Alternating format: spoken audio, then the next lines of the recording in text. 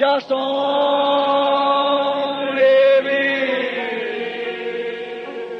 All things are possible. Only.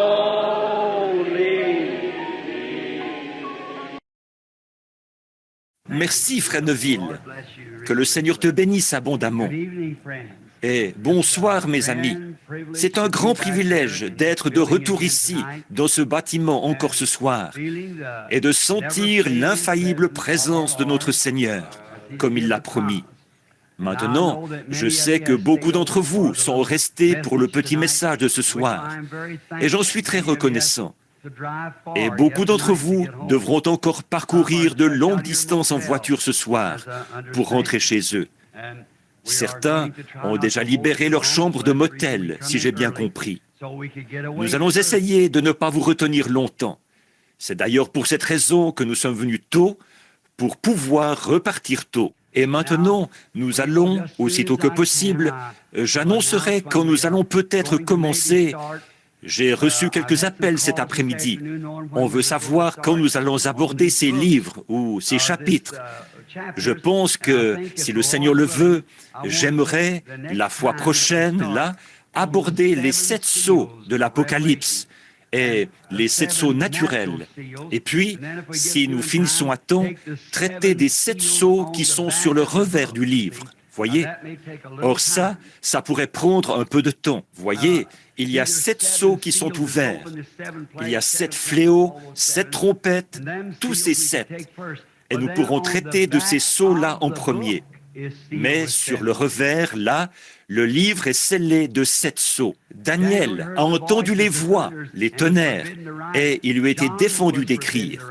Jean, il lui était défendu d'écrire, mais c'était scellé sur le revers du livre, c'est-à-dire après que tous les mystères du livre ont été annoncés et révélés. Si vous remarquez, dans Daniel, là, il est dit que les mystères, au jour de ces voix, le mystère de Dieu devait être dévoilé en ce temps-là. Voyez, le mystère, qui Dieu est, comment il a été fait chair, toutes ces choses devaient être dévoilées en ce temps-là. Et alors nous sommes prêts pour les 7 sceaux sur le revers du livre, qui n'ont même pas été révélés à l'homme, qui ne sont même pas écrits dans la Bible, mais ils devront concorder parfaitement avec le reste de la Bible. Et je pense que ce sera quelque chose de glorieux. Donc, maintenant, nous allons essayer de nous dépêcher pour pouvoir finir. Merci à chacun de vous pour votre gentillesse et pour votre présence et pour tout ce que vous avez fait. Nous vous remercions beaucoup. Et maintenant, j'espère que nous ne vous retiendrons pas trop longtemps ce soir, parce que vous êtes si patients. Vous restez assis, vous restez debout. Ma femme disait, là-bas au fond, elle parlait d'hier soir, elle disait, j'ai même vu des femmes assez corpulentes. Elles étaient debout, leurs vêtements trempés, debout. Elles saisissaient avidement chaque parole. C'est pour ça que j'aime rester sous l'onction du Saint-Esprit. Parce qu'alors, quand on se présente devant ces gens, on leur dit la pure vérité, voyez, et absolument rien d'autre que la vérité. Et alors, ils pourront s'appuyer là-dessus, et tout ira bien. Maintenant, je vous prie de m'excuser pendant quelques instants. Je suis parti un peu tôt ce matin. Les magnétophones ne sont pas en marche en ce moment, et dans un instant, j'indiquerai aux frères qui enregistrent à quel moment commencer l'enregistrement. Je voudrais terminer le compte à rebours, prendre 5 minutes pour le faire avant de repartir. J'ai oublié et je suis parti.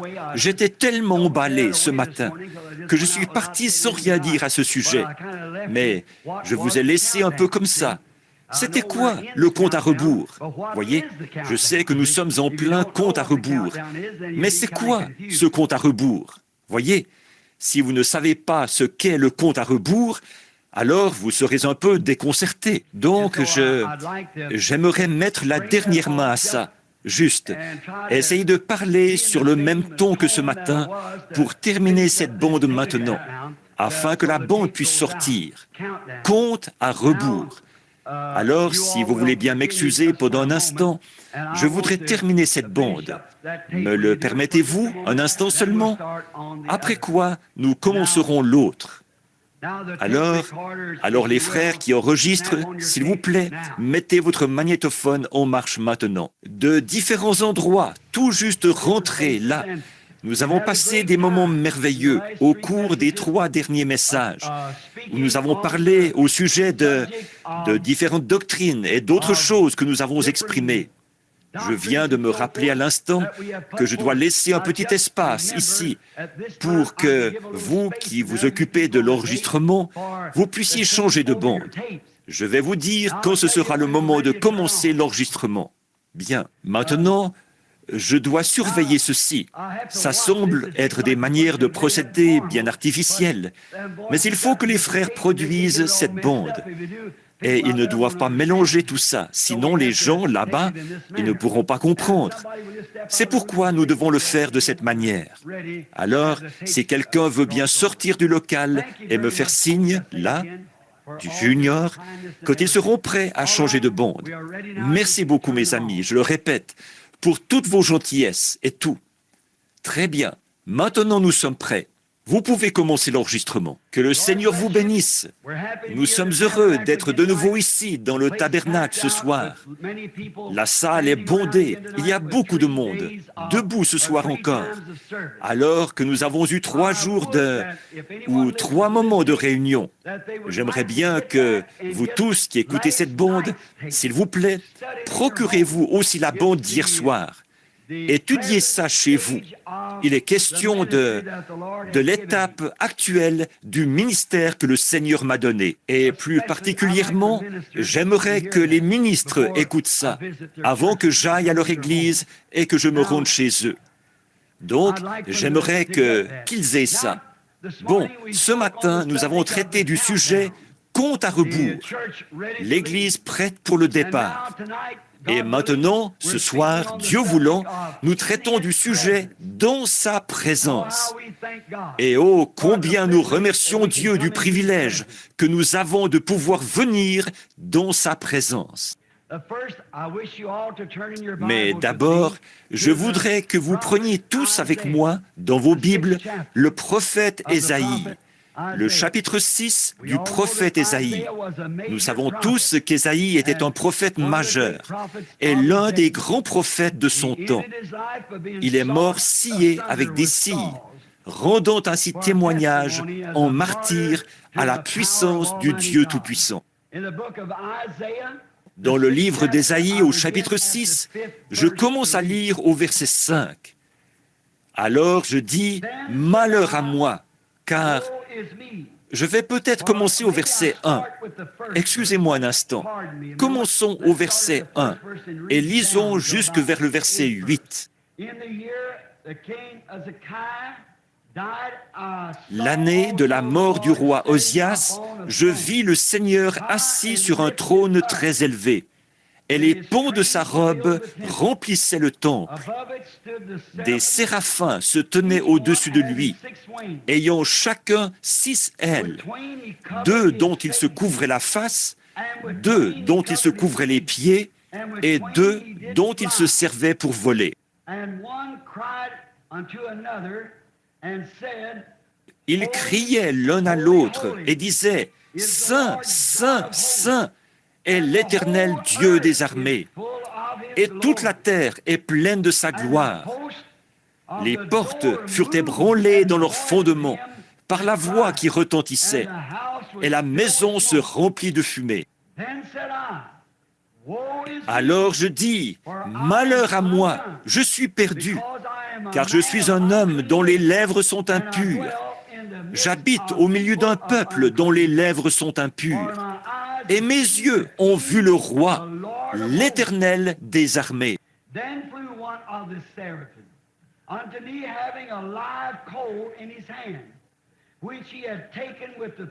Mais l'un des séraphins vola vers moi, tenant à la main une pierre ardente qu'il avait prise sur l'autel avec des pincettes. Il en toucha ma bouche et dit, « Ceci a touché tes lèvres, ton iniquité est enlevée, et ton péché est expié. » J'entendis la voix du Seigneur disant, « Qui enverrai-je, et qui marchera pour nous ? Je répondis, « Me voici, envoie-moi. » May the Lord bless His word. I think that's the most striking. Que le Seigneur bénisse sa parole. Je trouve que c'est là une écriture des plus saisissantes. Nous constatons que dans la présence de Dieu, les hommes reconnaissent qu'ils sont pécheurs. Nous nous sentons peut-être très bien lorsque nous sommes ailleurs, à différents endroits. Nous avons l'impression d'être des gens très bien. Mais lorsque nous entrons dans la présence de Dieu, alors nous voyons combien nous sommes petits. Il n'y a pas longtemps, j'étais avec un ami à moi que j'ai eu le privilège de conduire à Christ, Bert Kahl, dans le New Hampshire, un compagnon de chasse. Nous étions près de la chute de Cold Brook, dans les Adirondacks, et c'était vraiment une chute immense, gigantesque. L'an dernier, j'ai emmené ma famille là-bas pour qu'ils voient ça. C'est très loin de la route. Il faut faire une randonnée pour arriver jusque-là. Et quand nous avons vu ces flots d'eau bleu-vert qui jaillissaient avec force des montagnes et qui dévalaient sur les rochers, Bert est resté là à me regarder. Il a dit, « Mince, Billy, un homme se sent petit comme ça », en montrant environ un demi-centimètre avec ses doigts. J'ai dit, « C'est vrai, Bert. » La seule expérience qu'il avait eue pour ce qui est d'entrer dans la présence de Dieu, c'était de voir sa création. L'homme qui a écrit « Que tu es grand ». Je me demande s'il n'avait pas levé les yeux une nuit et regardé les étoiles, comme elles sont loin. Il y a quelques mois, frère Fred, frère Woods et moi, nous étions avec frère McAnally dans le désert de l'Arizona. Nous essayions de mesurer la distance d'une étoile à l'autre. Et comme elles étaient à des millions et à des milliards de kilomètres, on aurait dit qu'elles n'étaient pas éloignées de plus d'un demi-centimètre l'une de l'autre. Alors, nous nous sommes mis à réfléchir. Selon ce qui était prouvé par la science à ce sujet, ces étoiles sont probablement plus éloignées l'une de l'autre que nous le sommes d'elles. Vous voyez ça? Alors nous constatons combien nous sommes petits, quand nous constatons combien il est grand et combien nous sommes prêts en entrant dans sa présence. Pour une raison ou pour une autre, entrer dans la présence de Dieu a toujours produit un grand effet sur les gens.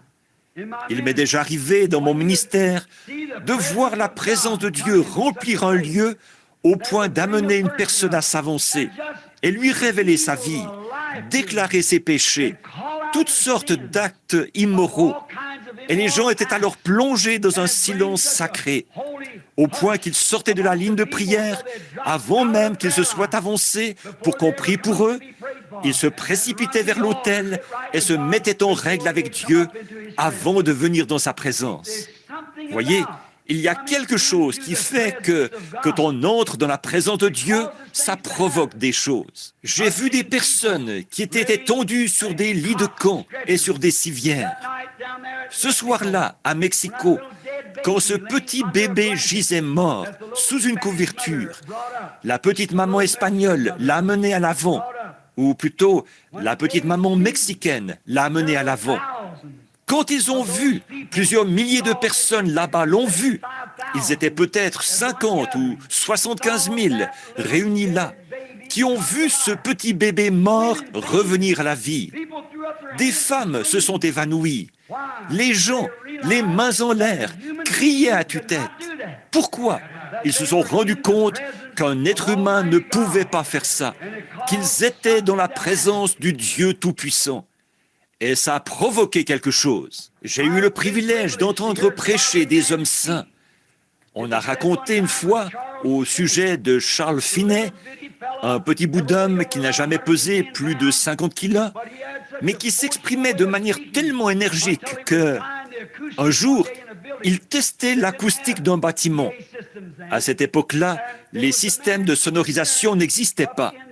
Et un homme qui faisait des travaux de réfection en haut, au balcon, ou en haut sur le toit du bâtiment, a entendu cet homme qui entrait.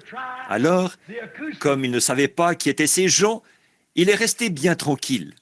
Et M. Finney allait tester l'acoustique. Après avoir passé beaucoup de temps en prière, en vue des réunions de réveil qu'il allait faire, il a testé sa voix pour voir jusqu'où elle portait. Il est allé à la chaire en vitesse et il a dit « Repentez-vous, sinon vous périrez !» Et il a dit avec tant de force, après avoir été sous l'onction de Dieu, que l'homme a dégringolé du haut du balcon, sur le sol, ou du haut du bâtiment, sur le sol. Il prêchait l'évangile avec tant d'ardeur qu'à Boston, dans le Massachusetts, il a dû se tenir dans une petite bay window, parce qu'aucune église ne pouvait contenir sa foule. Il se tenait là à déployer une énergie si puissante et il prêchait l'enfer comme un lieu si affreux que les ouvriers, avec leurs paniers sous le bras, s'effondraient dans la rue, implorant la miséricorde à grands cris. Dans la présence de Dieu, de grands prédicateurs qui ont pu, par la parole de Dieu, amener la présence de Dieu à un auditoire. Loin de nous la pensée qu'un jour des hommes aient le cœur tellement endurci qu'ils ne puissent plus reconnaître la présence de Dieu. Loin de nous cette pensée. Quand le premier homme, dès qu'il a péché et fait quelque chose de mal, alors quand Dieu est entré en sa présence, ou qu'il est entré dans la présence de Dieu, Adam, il ne pouvait pas se tenir dans la présence de Dieu. Il a couru se cacher dans le buisson et a essayé de se couvrir avec une feuille de figuier, parce qu'il savait qu'il se trouvait dans la présence de Jéhovah, le Créateur. Voilà quelle a été la réaction du premier homme après qu'il avait péché et a essayé d'entrer dans la présence de Dieu avec un péché sur son âme. Il n'a pas pu se cacher parce qu'il était encore tendre. Le péché n'était pas ancré comme il l'est aujourd'hui, enraciné profondément dans le cœur des gens. Au contraire, Adam était très conscient du fait qu'il se trouvait devant son Créateur.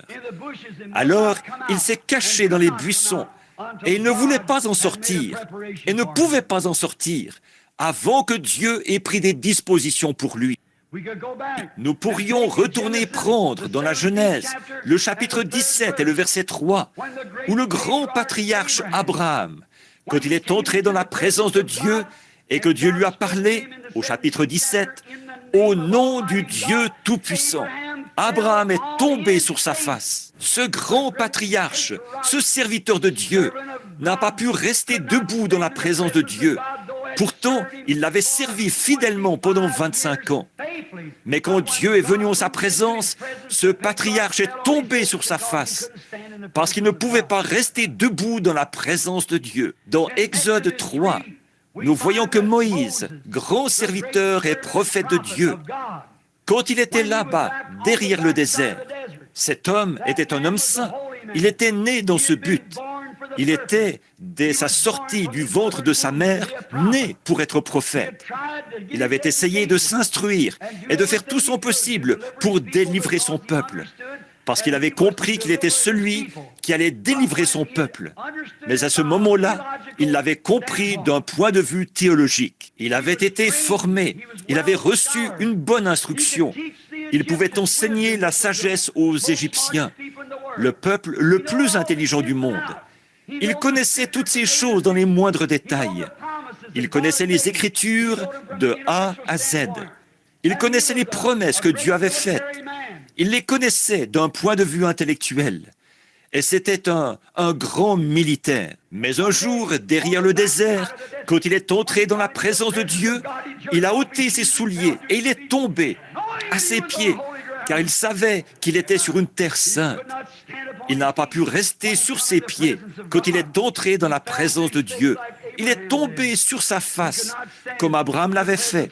Il n'a pas pu rester debout dans la présence de Dieu. Dans Exode 19, 19, quand le peuple qui avait été choisi par Dieu bien longtemps auparavant, du temps d'Abraham, Abraham avait engendré Isaac, Isaac avait engendré Jacob, Jacob avait engendré les patriarches.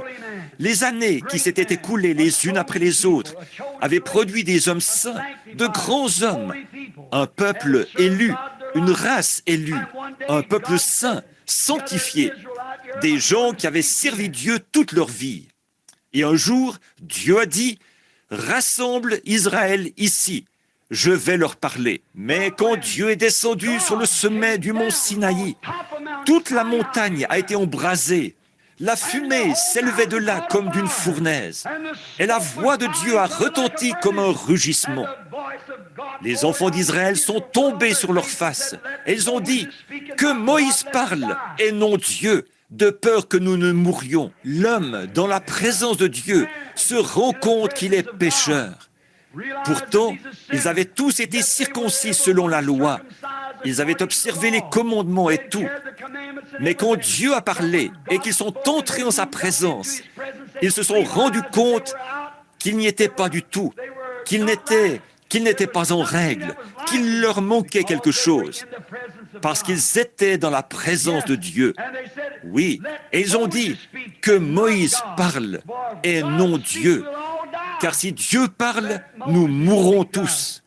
Que Moïse nous parle. C'est dans Luc 5, 8, là, que Pierre, oh, lui qui était alors un homme très têtu, un homme qui avait beaucoup d'influence, beaucoup de pouvoir, à ce qu'il paraît. Il était un genre de brute, un pécheur bien connu. Mais quand il a vu le miracle de Dieu accompli par un homme apparemment ordinaire, c'est à ce moment-là qu'il a reconnu qu'il fallait être plus qu'un homme pour mettre tous ses poissons dans le filet. Tandis que lui, avec toute son éducation, toute sa connaissance de la pêche, il avait pêché toute la nuit et n'avait rien pris du tout. Mais il avait entendu quelqu'un dire « Jette ton filet à l'eau ». Et quand il s'est mis à tirer, il y avait là une grande quantité de poissons. Il s'est rendu compte qu'il était un homme pécheur. Il a dit « Retire-toi de moi, ô Seigneur, parce que je suis un homme pécheur ». Qui a dit ça? Saint Pierre, dans la présence de Dieu, a demandé à Dieu de se retirer de sa présence parce qu'il a reconnu qu'il était pécheur. Abraham a reconnu qu'il était fautif. Adam a reconnu qu'il était fautif. Lui qui était le Fils de Dieu, il a reconnu qu'il était fautif. Moïse a reconnu qu'il était fautif. Israël, eux qui étaient une église et une nation, ils ont reconnu qu'ils étaient fautifs. Retire-toi de moi, parce que je suis un homme pécheur. Il n'a pas essayé de dire, moi je suis saint et digne de recevoir ceci. Il a dit, je suis un homme pécheur. Une fois, un homme religieux, prétentieux, imbu de toute la théologie qu'il avait pu recevoir sous les enseignements d'un grand docteur appelé Gamaliel. Son nom était Saul de Tarse, que nous connaissons sous le nom de Paul. Religieux jusqu'au bout des ongles. Il connaissait toute leur religion, jusque dans les moindres détails. Il était pharisien, né de pharisien, et hébreu, né d'hébreu. Il était un homme éminent, un érudit, intelligent, habile, instruit.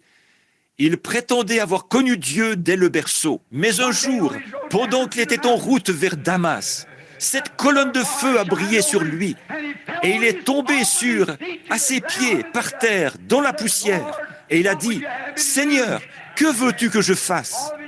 Toute sa grande formation théologique, toute son instruction, ça ne valait rien du tout lorsqu'il s'est tenu dans la présence de Dieu. J'aimerais m'arrêter ici un instant pour vous dire que c'est encore la même chose. Vous avez peut-être un doctorat en théologie, peu importe ce que vous êtes. Vous êtes peut-être assidu à l'église depuis votre enfance. Vous avez peut-être accompli tous les actes religieux qui existent. Mais une fois dans la présence de Dieu, vous vous sentirez tellement petit et tellement nul. Paul s'est rendu compte qu'il avait tort et il est tombé par terre sous cette influence et cette puissance.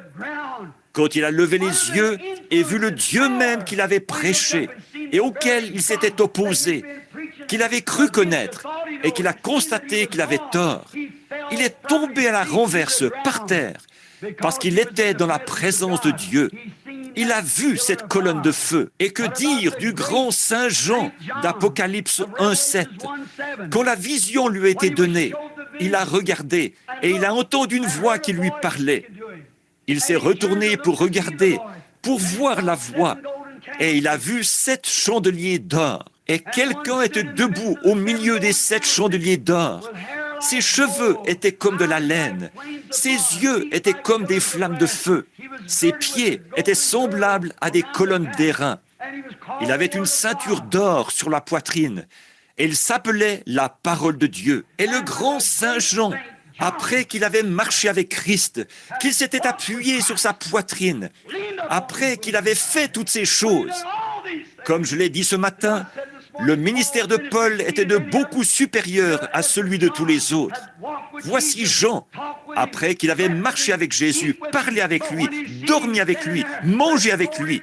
Mais là, quand il l'a vu debout, dans cet état glorifié, il dit qu'il est tombé à ses pieds comme un homme mort.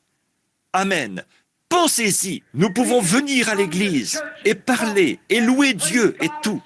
Mais, ô frères, quand nous le verrons venir, dans nos cœurs, ce ne sera plus pareil. Nous pensons peut-être que nous accomplissons notre devoir religieux du fait que nous allons à l'église et que nous payons nos dîmes.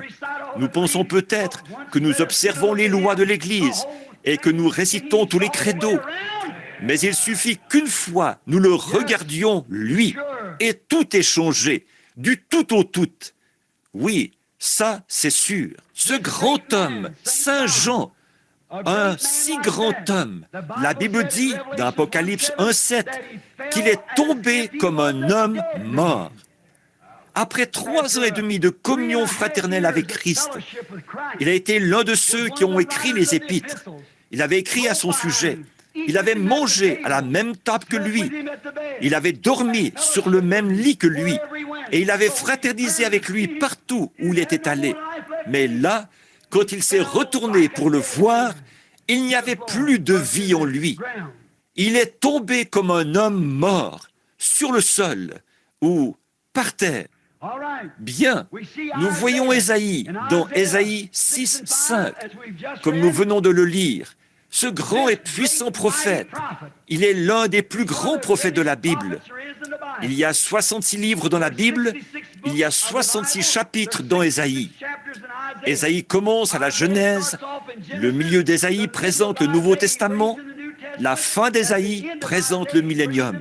Exactement, la Genèse, le Nouveau Testament et l'Apocalypse. C'est parfait. Ésaïe a été l'un des prophètes majeurs. Mais un jour, il s'était reposé sur Osias, le grand roi. Osias lui avait été ôté et il était déprimé. C'était un bien brave homme. C'était un homme juste et bon, puisque ce roi, juste, un bon roi, l'avait reconnu comme un homme saint et l'avait gardé dans son temple. Ésaïe avait des visions, il était prophète. Ésaïe prêchait la parole, il était ministre. Ésaïe était un homme saint. Mais un jour, dans le temple, il est tombé en extase et il a vu la gloire de Dieu. Il a vu les anges qui avaient des ailes dont il se couvrait la face, des ailes dont il se couvrait les pieds et des ailes dont il se servait pour voler. Il criait « Saint, Saint, Saint !» Et le Seigneur Dieu, le Tout-Puissant, ce prophète s'est rendu compte qu'il n'était rien. Il a dit « Malheur à moi, car je suis un homme dont les lèvres sont impures. » Un prophète, un des plus puissants prophètes de la Bible, l'un d'entre eux. Je suis un homme dont les lèvres sont impures, et j'habite au milieu d'un peuple dont les lèvres sont impures. Malheur à moi, car je vois la gloire de Dieu. Et il a dit que lorsque cet ange a crié, les poteaux du temple ont été ébranlés. Frères, ça vous fera. Ce ne sera pas seulement les poteaux du temple qui seront ébranlés, mais les cieux et la terre tout entiers seront ébranlés quand il reviendra. Les montagnes s'enfuiront et la mer disparaîtra. Avec ces cris, « Cachez-nous devant la face de celui qui est assis sur le trône !» Ce sera un temps terrible. Je te le dis, mon ami pécheur, tu ferais mieux de t'examiner. C'est vrai. Alors, Ésaïe a dit, « Malheur à moi, je suis un homme dont les lèvres sont impures, et j'habite au milieu d'un peuple impur. Et ces gens ont les lèvres impures. » Maintenant, souvenez-vous, si des hommes d'une telle sainteté ont reconnu qu'ils étaient pécheurs dans la présence de Dieu, que feront le pécheur et l'impie en ce jour-là? Que feront les gens qui ont assisté à ces réunions? Que feront les gens qui ont vu la puissance de Dieu, qui ont entendu le compte à rebours de la parole, qui ont vu Dieu se manifester et, sans l'ombre d'un doute, toutes les Écritures accomplies, mais qui essayent, malgré tout, d'aller au ciel sans être nés de nouveau et sans avoir reçu le Saint-Esprit? La Bible dit, si le juste se sauve avec peine, que deviendront le pécheur et l'impie? Dans quelle situation allons-nous nous trouver si nous voyons Dieu se dévoiler sous nos yeux et que nous voyons la gloire de Dieu exactement comme ces hommes-là l'ont vu? Et si des hommes de cette trempe-là ont poussé des cris, des prophètes et des sages sur lesquels se fonde la parole, si eux ont poussé des cris, sont tombés à la renverse et se sont écriés, « Je suis un homme dont les lèvres sont impies, impureté », ça va se passer comment alors pour l'homme qui ne veut même pas confesser ses péchés? Ça va se passer comment pour l'ado qui ne veut pas confesser ses péchés à lui ou ses péchés à elle? Ça va se passer comment pour l'homme au cœur dur qui croit en savoir plus long sur la création de Dieu que Dieu lui-même? Qu'arrivera-t-il à l'homme qui a passé toute sa vie à essayer de démontrer la fausseté de la Bible? Ce gars-là, que deviendra-t-il? Pensez-y, ceci, c'est de l'évangélisation. C'est le temps où il faut ébranler les gens. C'est le temps dont Dieu a parlé, disant qu'il viendrait un temps qu'une fois, il avait ébranlé le mont Sinaï, mais qu'il y aurait de nouveau un ébranlement, où il ébranlerait non seulement le mont Sinaï, mais il ébranlerait tout ce qui peut être ébranlé. Mais avez-vous remarqué le reste de ce passage de l'Écriture? Mais nous recevons un royaume inébranlable. Alléluia! Tout ce qui peut être ébranlé sera ébranlé. Les cieux seront ébranlés. La terre sera ébranlée. Les cieux et la terre passeront, mais cette parole ne passera jamais. Car sur ce roc, je bâtirai mon église, et les portes du séjour des morts ne prévaudront jamais contre elle. Tout ce qui peut être ébranlé sera ébranlé. Mais nous recevons un royaume qui est la parole de Dieu lui-même. Et Dieu est sa parole. Il ne s'ébranle pas lui-même. Amen. Oh là là. Mais nous recevons un royaume inébranlable. Il ne peut pas être ébranlé, a dit Paul, l'écrivain hébreu. Une personne pareille et un homme pareil, en un moment pareil, est ce qu'ils ont ressenti. Et nous aussi, nous avons nous-mêmes vu la gloire de Dieu, comme ces hommes-là l'ont vu. Certainement, nous l'avons vu. Nous avons vu la gloire de Dieu comme Abraham l'a vu. Nous avons vu la gloire de Dieu comme Moïse l'a vu. La même colonne de feu, la même puissance de Dieu, le même Christ qui se révèle, qui montre ce qu'il est, qui tient sa parole en ce dernier jour. Alors, comment pouvons-nous venir en ce lieu et marcher, prendre cela autant à la légère? Comment pouvons-nous marcher comme ça, rester attachés à nos credos et à nos dénominations et ne pas accepter la parole de Dieu? Ça va se passer comment pour nous en ce jour-là? Il va nous arriver quoi à nous après que nous avons vu la gloire de Dieu? Certains se tiennent à l'écart et se moquent de cela. Certains en rient. Certains appellent cela du fanatisme. Certains appellent cela de la télépathie mentale. Certains appellent cela Belzébul. Certains appellent cela telle ou telle chose. Comme dit le vieux proverbe, les insensés marchent avec des souliers cloutés là où les anges craignent de poser les pieds. C'est vrai, l'insensé dit en son cœur, il n'y a point de Dieu. Après avoir vu Dieu manifester si parfaitement par sa propre parole, pas par un credo, mais par sa parole, il piétine cela et s'en moque. C'est un insensé. En effet, c'est Dieu est la parole, et Dieu s'est manifesté clairement devant lui. C'est un insensé, dit la Bible. Ça va se passer comment pour lui, quand il devra se présenter là-bas? Ce sera terrible pour cet homme-là, en ce jour-là. L'impie, les pécheurs repentis, par contre, eux, ils n'ont aucune crainte. Oh non! Un pécheur qui se repent, il sait qu'il y a un sacrifice sanglant qui l'attend. pour prendre sa place. C'est ce qui m'apporte la consolation. J'ai vu la gloire de Dieu. J'ai senti sa puissance. Je sais reconnaître sa main quand elle me touche. Je sais reconnaître son châtiment quand il me frappe. Je sais qu'il est Dieu et je sais que je suis perdu. Mais quelqu'un est là pour moi. Amen. Quelqu'un est là et il dit, « Père, charge-moi de toute son iniquité, parce qu'il a pris position pour moi là-bas sur terre. » Alléluia. Alors, avec assurance, je m'approche du trône de Dieu, avec dans mon cœur la grâce qui me fait savoir que ce n'est pas par mes bonnes œuvres, mais c'est par sa miséricorde que je suis sauvé. Ce n'est pas ce que j'ai pu faire, ce à quoi j'ai pu adhérer, ce que j'ai pu dire, mais c'est par sa grâce qu'il m'a sauvé. Ce n'est pas étonnant que le poète qui a saisi ça se soit écrié « Grâce étonnante, qu'il est doux le son qui a sauvé un misérable comme moi. J'étais perdu, mais maintenant j'ai été retrouvé. Aveugle, mais maintenant je vois. Comment est-ce que moi, je pourrais un jour aller au ciel? Comment est-ce que vous pourriez aller au ciel? Nous ne le pouvons pas, nous. Il n'y a aucun moyen pour nous d'y aller. Mais il y a quelqu'un qui a frayé le chemin, et il est le chemin. Et comment arrivons-nous jusqu'à lui? Nous avons tous été baptisés dans un seul esprit, son esprit à lui, pour former un seul corps qui s'élèvera comme en orbite. Nous quitterons la terre comme des astronautes de ce dernier jour, avec la foi de Dieu. Amen. Bien sûr, les pécheurs repentis n'ont pas à s'inquiéter. Quelqu'un est là à leur place. Oh, donc, après que nous sommes entrés dans sa présence, maintenant, et que nous reconnaissons que nous avons été dans sa présence, car nous l'avons vu faire les choses qu'il faisait quand il était ici sur terre. Comment reconnaissez-vous la vigne que vous regardez? Parce qu'elle en porte le fruit. Comment reconnaissez-vous l'église que vous fréquentez? Par le fruit qu'elle porte.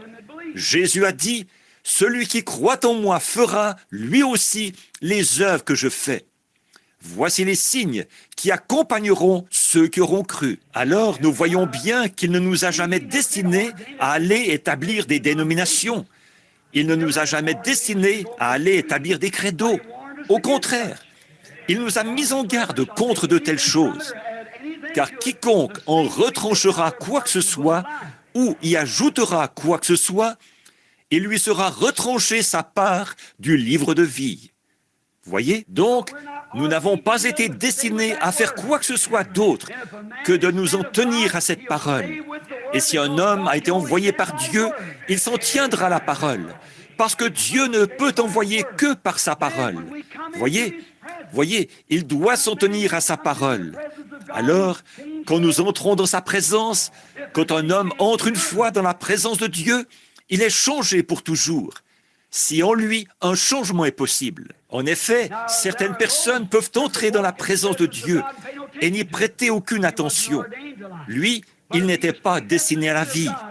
Mais s'il a été prédestiné par Dieu, dès que le premier contact se fait, il le reconnaît. Un feu se déclenche. Regardez cette petite prostituée là-bas en Samarie, ce jour-là, cette femme. Elle était mal en point, mentalement et physiquement. Nous savons ça. Mais aussitôt qu'elle a vu s'accomplir ce signe du Messie, elle a dit, « Nous savons que le Messie viendra faire ces choses. Tu dois être son prophète. » Il a dit, « Je suis le Messie, dont il a été écrit qu'il viendrait. » Elle l'a reconnu. Elle n'a plus posé une seule question. Elle s'est vite mise en route. Elle avait une responsabilité. Elle savait que si elle avait découvert cela et qu'elle était entrée dans la présence de Dieu, elle avait le devoir d'en parler à quelqu'un d'autre. Alléluia! C'est vrai. Tout homme qui entre dans la présence de Dieu a cette responsabilité devant Dieu. À partir de cette minute-là, il doit en parler à quelqu'un d'autre. Regardez Abraham, regardez Moïse, regardez Pierre, regardez Paul. Aussitôt qu'ils sont entrés dans la présence de Dieu, ils ont reconnu qu'ils étaient pécheurs. Et ils ont scellé leur témoignage en donnant leur vie. Regardez cette petite femme, elle ne tenait plus en place. Elle est allée dans la ville et elle a dit aux hommes, « Venez voir l'homme qui m'a dit ce que j'ai fait. Ne serait-ce point le Messie ?» Ils n'ont pas pu nier cela parce que c'était l'Écriture. Certainement, oui, on se doit de le faire. Un homme là, on a la responsabilité d'en parler aux autres, comme Moïse l'a fait, comme Pierre l'a fait, comme Paul l'a fait. Après ces choses, vous avez vu ce qu'il en est et vous êtes entrés dans sa présence. Vous avez cette responsabilité. Le message doit être transmis à quelqu'un d'autre. Vous ne pouvez vraiment pas garder le silence là-dessus. Vous devez l'apporter à quelqu'un d'autre. Je me rappelle une sœur âgée qui était ici dans le temps, la mère de frère Graham Snelling. Elle s'asseyait ici à l'église. Elle chantait « Je viens de traverser. Je cours, je cours, je cours. Je viens de traverser. Et je ne tiens plus en place. » Elle venait de découvrir quelque chose. Je suis allé à une petite église de gens de couleur, ici, à Louisville. Et ils étaient tous debout, ils chantaient « Je monte le chemin du roi, je viens le trouver, et je me suis engagé sur ce chemin. » Il y a quelque chose qui fait que, quand vous trouvez Christ, vous ne pouvez plus vous taire. Jusqu'à la fin de vos jours, vous êtes une personne changée. En effet, lorsque la vie et la vie se rencontrent, cela produit une lumière éclatante. C'est vrai, lorsque l'ampoule est connectée avec le fil, si l'ampoule est en bon état, elle va forcément répandre de la lumière. Lorsque le courant et l'ampoule s'unissent, tout ce qu'elle peut faire, c'est diffuser la lumière. Elle ne peut pas faire autrement. De même, quand un homme ou une femme ont été prédestinés à la vie éternelle et qu'ils voient le courant de Dieu passer dans l'ampoule, cette ampoule répandra de la lumière partout où elle le pourra. Vous n'êtes peut-être qu'une ampoule de 10 watts, tout au plus, mais vous allez diffuser toute la lumière que vous avez.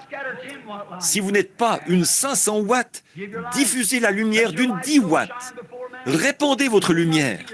Que votre lumière luise ainsi devant les hommes, afin qu'ils voient vos bonnes œuvres et qu'ils glorifient le Père qui est dans les cieux.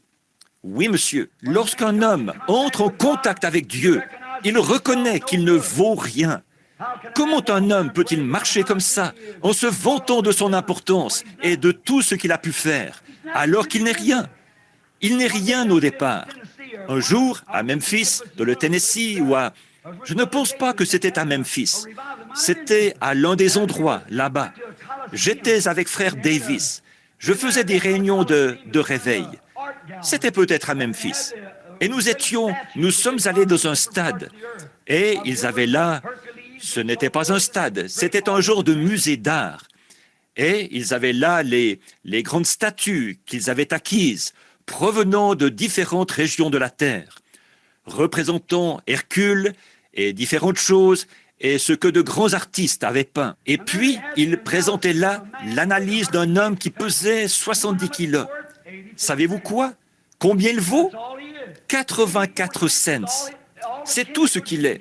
84 cents. C'est la valeur de tous les éléments chimiques dont il est composé. Il contient juste assez de lait de chaux pour asperger un nid de poule. Il contient un tout petit peu de calcium, un peu de potasse. Le tout se vendrait 84 cents. Mais nous prenons bien soin de ces 84 cents. Et nous les dorlotons. Il y avait 2 jeunes hommes qui se trouvaient là. Et l'un a regardé l'autre. Il a dit, « Jim, on ne vaut pas grand-chose, hein ?»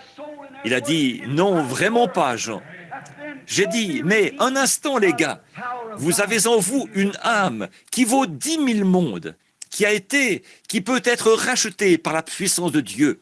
Il suffit de l'accepter. L'homme, quand il voit ces choses, il a la responsabilité d'en parler à d'autres. Je l'ai vu quand j'étais encore tout jeune. J'y ai consacré toute ma vie. Mon seul regret, c'est que je n'ai qu'une seule vie. Je souhaiterais en avoir 10 000.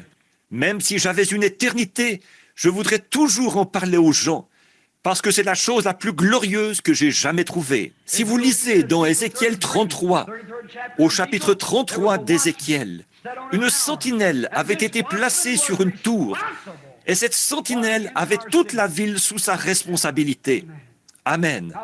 Maintenant, réveillez-vous, réveillez votre conscience spirituelle un instant. pendant que je m'arrête sur ce passage de l'Écriture. Cette sentinelle devait être un homme formé à ça. Il fallait qu'il sache ce qu'il fait, car à quelque distance qu'il soit, dès qu'il se pointait, que l'ennemi se pointait, il pouvait le détecter. Il pouvait reconnaître leur marche. Il pouvait reconnaître leur couleur. Il pouvait reconnaître leurs hommes de troupe. Aussi loin que les yeux humains puissent voir, lui, il voyait tout ça.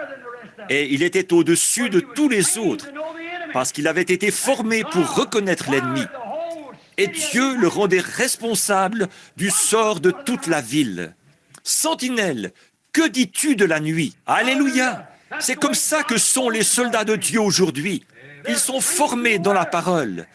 Quand surgit quelque chose qui présente une touche de raffinement, qui présente autre chose que l'Écriture, ils avertissent leur assemblée.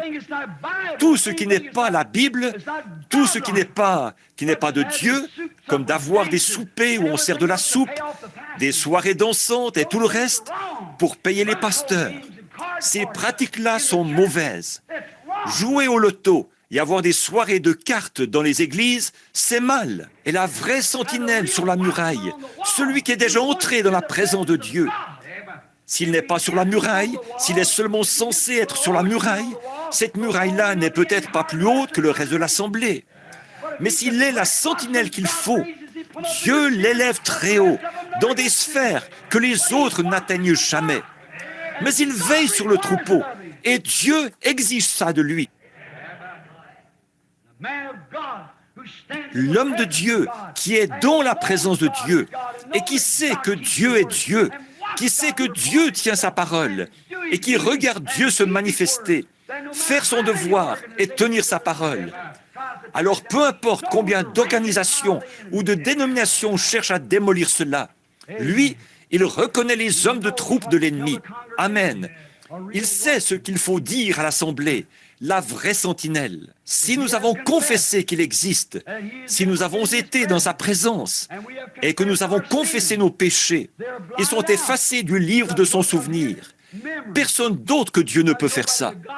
Bon, vous pourriez me faire n'importe quoi, je vous pardonnerai, mais je m'en souviendrai.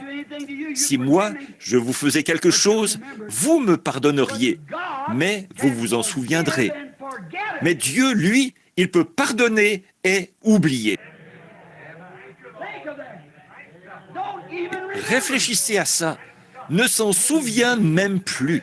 Amen. Ça me fait du bien.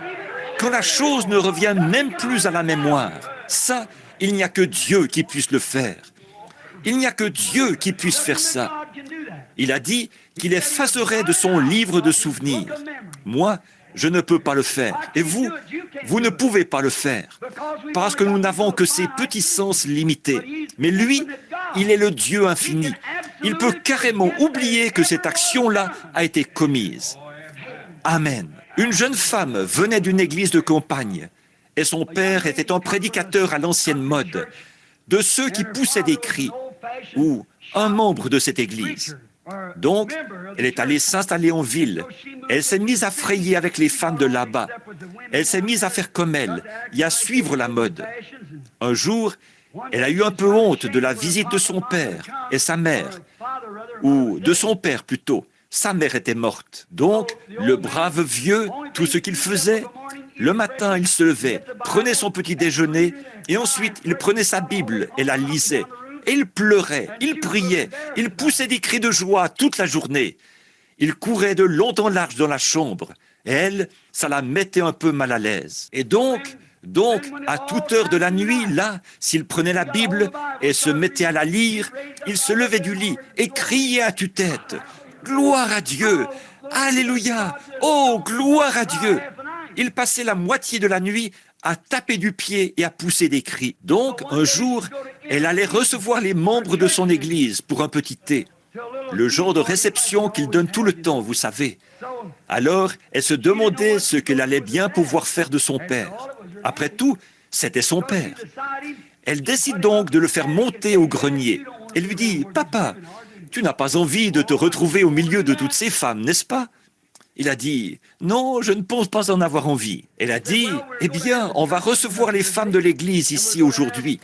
On va faire une petite réunion. une petite réunion de prière. Alors voici ce que je te propose, papa. Pourquoi ne pas monter au grenier? Il a dit, je peux bien faire ça, je pense. Alors elle a dit, lis ce beau livre. Et elle lui a donné une géographie. Elle lui a enlevé sa Bible pour qu'il reste tranquille. Elle savait bien que s'il lisait la Bible, il se mettrait à faire beaucoup de bruit là-haut. Alors, il était juste au-dessus d'elle, vous savez, de la pièce où avait lieu leur réception. Donc, elle lui a donné cette géographie en disant, « C'est vraiment bien, tu devrais lire ça, papa, parce que ça raconte toute la vérité sur le monde. » Eh bien, il a dit, « Je vais lire ça avec plaisir. » Alors, elle a dit, « Maintenant, monte là-haut et reste bien tranquille jusqu'à ce que les femmes partent. Et ensuite, tu pourras redescendre. Et après, tu pourras faire tout ce que tu veux. » Il a accepté. Il monte donc et s'assied là-haut. Et pendant leur thé, vous savez, elles étaient toutes là à jacasser au sujet d'un tel. Et vous savez comment ça se passe. Elles s'amusaient bien. Et à peu près à ce moment-là, il y a eu un déchaînement incroyable, là-haut, de cris et de sauts, et les morceaux de plâtre qui tombaient. Le brave vieux courait à toute vitesse, de long en large dans le grenier. Il sautillait en criant à tue-tête. « Gloire à Dieu! Gloire à Dieu !» Les femmes ne savaient pas ce qui se passait là-haut, ce qu'il y avait en haut. Alors le voilà qui descend les escaliers. Il arrive à toute vitesse. Elle a dit, « Papa, c'est une géographie que je t'ai donnée à lire. » Il a dit, « Oui, je sais. Tu sais, il a dit, « J'ai lu dans cette géographie ici qu'il y a des endroits dans la mer où il n'y a pas de fond. » Et il a dit, « Hier, j'ai lu dans la Bible, là. » Il a dit qu'il a mis mes péchés dans la mer de l'oubli. Gloire à Dieu! Il a dit, « Il s'enfonce toujours. Il ne s'arrête jamais. Il s'enfonce toujours plus. » C'est vrai. Et il poussait des cris de joie à ce sujet. Eh bien, c'est vrai.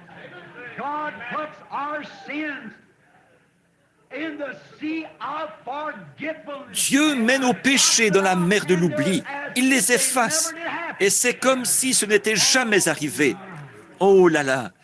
Alors nous nous tenons là, par la grâce de Dieu, par Jésus-Christ, notre Seigneur, pur et saint, aussi saint que lui était saint. Parce qu'il ne me voit pas quand je me présente là. Il voit son propre Fils. La seule manière pour lui de voir, il ne peut pas me voir parce que je suis en son Fils. Et il ne voit que son Fils. N'est-ce pas merveilleux? Nous n'avons plus à penser au péché. Tout est disparu. C'est sous le sang. Oui, monsieur, nous n'avons plus à nous tracasser à ce sujet. C'est complètement sorti de la mémoire de Dieu. Il ne s'en souvient même plus. Ésaïe, ce prophète puissant, quand il a confessé ses péchés, il a dit « Malheur à moi, car je suis un homme dont les lèvres sont impures. » Un prophète. Je suis un homme dont les lèvres sont impures, et mon assemblée est impure.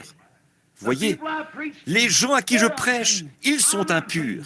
Je suis impur, et malheur à moi. Mais voici un groupe d'anges descendus de la gloire de Dieu, qui repoussent les nuages. Je regarde là-haut et je vois les pans de sa robe qui remplissent le ciel tout entier. Et j'observe ces anges qui n'ont jamais su ce qu'est le péché. Ils n'ont jamais même su ce qu'est le péché. Et là, dans la présence de Dieu, de deux ailes, ils se couvrent la face. De deux ailes, ils se couvrent les pieds. Et ils ont deux ailes dont ils se servent pour voler. Et ils crient jour et nuit, « Saint, Saint, Saint est le Seigneur Dieu. » Il y a de quoi sentir son manque de sainteté, n'est-ce pas? Alors, qu'est-ce qu'il a fait? Il a dit « Malheur à moi !» Et quand il a confessé ses péchés et qu'il a dit « Malheur à moi !» l'ange est allé prendre les pincettes. Il a pris un charbon ardent, ce qui représentait le Saint-Esprit et le feu. Il est allé en toucher les lèvres du prophète. Et il a dit « Je t'ai purifié !» Alors les ailes, en battant l'air comme ça, ont repoussé les rideaux du temps. Et il a entendu Dieu dire « Qui marchera pour nous? » Mais après qu'il a découvert qu'il y avait un moyen d'éliminer le péché, Dieu désirait que quelqu'un marche pour lui. Alors il a dit, « Me voici, envoie-moi. » Il avait été dans la présence de Dieu. Il avait confessé ses péchés. Il avait été purifié de ses péchés. Et il était prêt à servir. Amen. Comme le poète qui a saisi ça l'a exprimé, des millions se meurent dans le péché et la honte. Entends leurs cris tristes et amers. Dépêche-toi, mon frère, va vite à leur secours. Réponds-lui sans tarder, Maître, me voici. Quand je pense à l'Afrique, à l'Inde et partout dans le monde, des millions de païens crient et implorent la miséricorde. Mais qui ira? Pas leur remettre un tract, mais leur apporter Jésus-Christ. Quelqu'un qui est dans sa présence, comme Moïse, qui pourra descendre là-bas leur montrer ce qu'est une vraie délivrance. Pas les faire adhérer à une église, ou leur faire serrer la main à quelqu'un et adopter un credo, mais apporter la délivrance à leur âme. Un homme saint et bon. Oui, Ésaïe a confessé ses péchés et il a été purifié. Après que Jacob avait lutté toute la nuit, là, en train de confesser ses péchés, vous vous rappelez le lieu où il se trouvait? Il a été appelé Péniel. P-E-N-I-T-E-L. Péniel. Le mot Péniel en hébreu signifie la face du Dieu Tout-Puissant. Jacob, le petit escroc, avait fui tout. Son nom était Jacob, ce qui signifie supplantateur, c'est-à-dire trompeur. Il avait fui toute sa vie loin de Dieu. Mais après être entré une fois dans la présence de Dieu, à Péniel, devant la face de Dieu, il s'est saisi de Dieu et a refusé de le laisser aller. Ô Dieu, nous avons besoin de plus de Jacob. Il a tenu bon devant la face de Dieu, dans la présence de Dieu. Il est resté là jusqu'au lever du soleil. Dieu a dit, laisse-moi aller, car le soleil se lève. Et il est resté là, devant la face de Dieu, jusqu'au lever du soleil. Mais il est reparti justifié et sauvé. Ah! Oh, c'était vraiment fantastique. Donc, de savoir qu'il avait lutté jusqu'au bout. En effet, il avait eu des signes venus de Dieu. Il avait eu des songes au sujet de Dieu. Mais cette fois-là, il avait été devant la face de Dieu, dans la présence de Dieu. Pensez-y, mes amis. Maintenant, nous allons faire vite. Dans la présence de Dieu, un homme est changé. Jacob a été changé. Il pouvait maintenant marcher avec Dieu. Oui, il était un homme différent de celui qu'il était lorsqu'il est parti là-bas. Le combat était maintenant terminé. Oui, monsieur. Et il s'est mis à bâtir un hôtel. Il n'avait pas l'habitude de bâtir des hôtels, vous savez.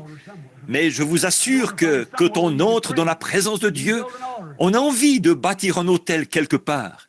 On a envie de trouver un endroit où on pourra prier. Il a bâti un hôtel.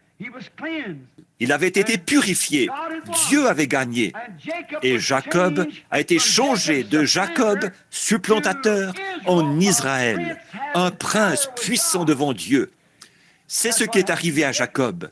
Le supplantateur, le trompeur, l'injuste, l'impie, le trompeur, qui avait trompé son frère, qui avait, pour ainsi dire, volé à son frère le droit d'aînesse. Il l'avait obtenu par un moyen déloyal. Quel trompeur! Il a trompé son beau-père. Il a mis des branches de peuplier, ce qui a produit des veaux tachetés. Quand les vaches portantes venaient là, regardaient ça, et les brebis, elles voyaient ces branches tachetées et mettaient bas des petits tachetés, qui avaient des taches de naissance à cause de ça. Trompeur, il a trompé son propre beau-père, il a trompé sa mère, trompé son père, trompé son frère. Mais après être entré une fois dans... C'était un escroc. Il était en fuite. Partout où il allait, il était toujours en fuite devant Dieu.